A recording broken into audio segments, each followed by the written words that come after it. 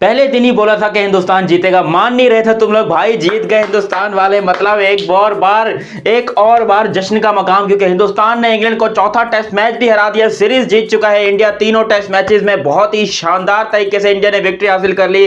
और बेचारे मेरे घंटे जो कि इस गुमान में बैठे थे कि आज तो यहां पर हिंदुस्तान हारेगा और आज हम क्रिटिसाइज करने के लिए तैयार बैठेंगे। वैसे एक समय के ऊपर तो हमारे गले में भी थोड़ी सी दरबराहट हो गई थी, क्योंकि as a Pakistani Indian cricket fan मैं ये बात कहना चाहूंगा कि भाई यहाँ पर आपके हेटर्स बहुत है, इसलिए आपको हर बार जीतना जरूरी है कि आप जो है अच्छी परफॉर्मेंस देते रहे ताकि इनके मुंह बंद होते रहे।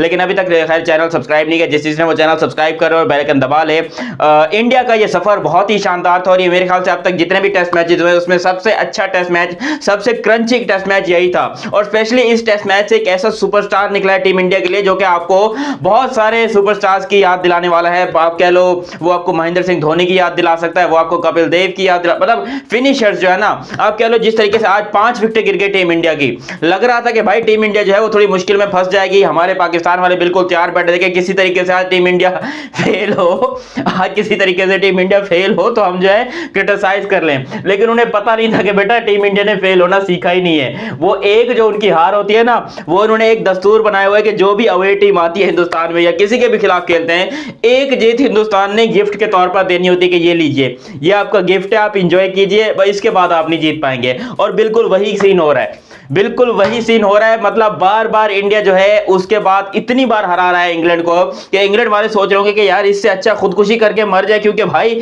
इतनी बेइज्जती तो हमारी कभी भी किसी ने नहीं की है। आप खुद सोचो, इंग्लैंड को बेबस करके रख दिया। अबे इंग्लैंड जो कि 345 बनाए पहले इनिंग के अंदर इसी चौथे टेस्ट मैच की, उनको लग रहा था कि हम बिल्कुल जीत चुके हैं और जीतने हुए थे। इंडिया के 177 पे 7 आउट थे। ध्रुव जुरेल ने जो उसके बाद जो बैटिंग की, भाई घंटा बजा दिया इंग्लैंड का, लिटरली यही बोलूंगा, इंग्लैंड का घंटा बजा दिया। जो शानदार बैटिंग की है ध्रुव जुरेल ने पहली इनिंग के अंदर भी और दूसरी इनिंग के अंदर भी। पहली इनिंग की हाईलाइट इसलिए क्योंकि भाई उस टाइम पर तो इंग्लैंड की टीम आधी से ज्यादा बिल्कुल डाउन एंड आउट थी भाई, 7 विकेट गिर गई थी। उस टाइम पर कुलदीप यादव ने भी बहुत ही शानदार बैटिंग की, उसने अपने दिमाग का मुजाहिरा किया, दिमाग को ठंडा रखा और क्या शानदार तरीके से 127 बॉलें खेली थी इसने हमारे कुलदीप यादव साहब ने। और फिर जो है यहां पर ध्रुव जुरेल जो है इन्होंने 90 बनाए थे। इंडिया जो है वो पहुंच गया 305 के ऊपर। बहुत जबरदस्त खेला भाई, 305 में पहुंचना आसान बात नहीं थी।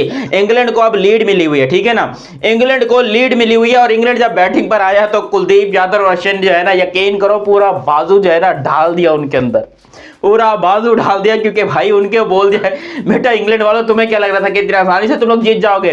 अबे तुम हमको जानते नहीं हो, हम देसी लोग हैं, हम अंग्रेज नहीं, हम देसी लोग हैं, हम मुंह में से भी ऐसे करके जीत निकाल लेते हैं। और बिल्कुल यही किया। अभी अश्विन की 5 विकेटें, कुलदीप यादव की 4 विकेटें, जो दूसरी इनिंग की थी इंग्लैंड की, वो सिर्फ 145 के ऊपर ढेर।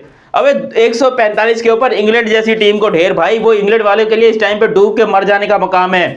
दुनिया की सबसे बड़ी टीम बनते हैं ये इंग्लैंड वाले, लेकिन यहां पर उनके घंटे बज गए, बिल्कुल ही लौड़े लग गए भाई इंग्लैंड के।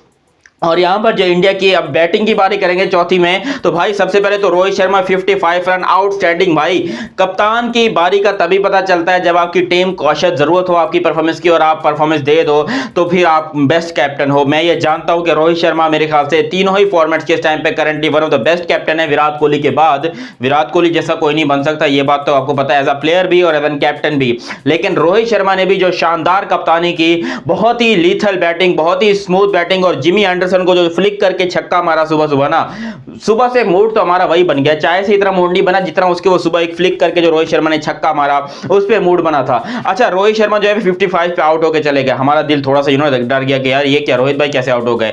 फिर यहां पर यशस्वी जायसवाल 37 पे आउट हो गए, हमारी फट के हाथ में आ गई, हमने बोला यार ये क्या हो रहा है। उसके बाद यहां पर आउट होते हैं रजत पाटीदार। वाह, पाटीदार साहब ने तो भाई हिस्ट्री रिकॉर्ड बना दिया फेल होने का।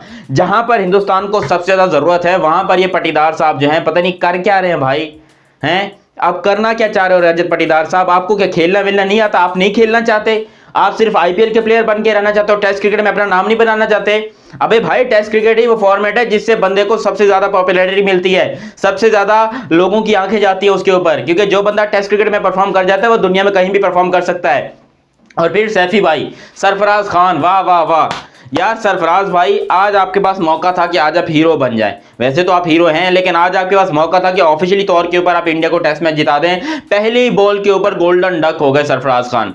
और उसके बाद यकीन करो भाई हमने बोला बस खत्म। और फिर रविंद्र जडेजा, वाह वाह, ये जडेजा साहब, ये जडेजा जो है ना ये किसी दिन मरवाएगा, मैं बता रहा हूँ।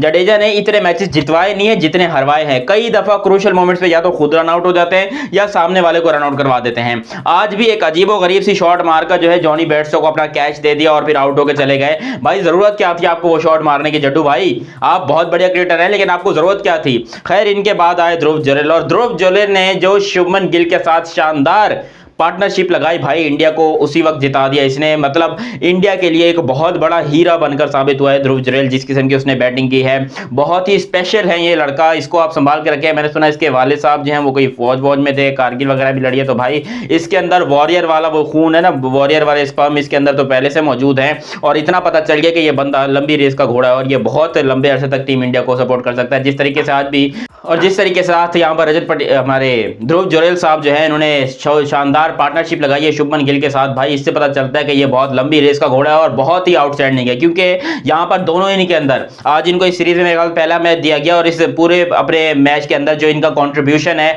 100% मेरे हिसाब से प्लेयर ऑफ द मैच का अवार्ड तो यही डिजर्व करते हैं भाई, यही डिजर्व करते हैं प्लेयर ऑफ द मैच। हालांकि अश्विन ने 5 विकेट ली, कुलदीप ने 4 विकेट ली, ओवरऑल की अगर बात करते हो तो भाई दोनों ने बहुत ही शानदार बॉलिंग की।